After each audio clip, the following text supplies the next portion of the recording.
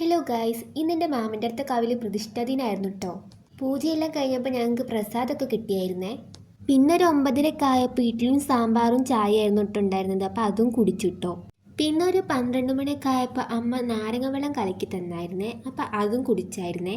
അത് കഴിഞ്ഞ് കുറേ നേരം ഞങ്ങൾ ഫോണിൽ കളിച്ചു. പിന്നെ കുറച്ച് നേരം ടി വിയും കണ്ടു. ഉച്ചയ്ക്കായപ്പോൾ ചോറ് കഴിച്ചായിരുന്നു കേട്ടോ. ചോറിന് സാമ്പാറും പപ്പടും പുളിക്കും ഉപ്പേരിയായിരുന്നു കേട്ടോ ഉണ്ടായിരുന്നേ. പിന്നെ ഞാൻ ഏട്ടൻ്റെ റൂമിലൊക്കെ കയറി അവൻ്റെ കുറച്ച് ബുക്സൊക്കെ വായിച്ചായിരുന്നേ.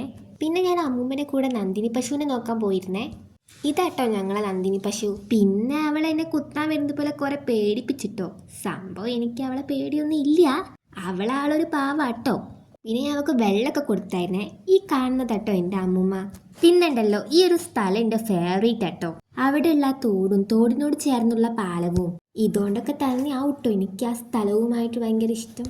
പിന്നുണ്ടല്ലോ, ഇവിടെ ഇരിക്കുമ്പോൾ സമയം പോകുന്നത് അങ്ങനെ അറിയില്ല കേട്ടോ. പിന്നെ ഞാൻ വീട്ടിലെത്തി ഒരു കപ്പ് ചായയും കുടിച്ചു. പിന്നെ കേക്കും ഉണ്ടായിരുന്നേ, അപ്പോൾ അതും കഴിച്ചു.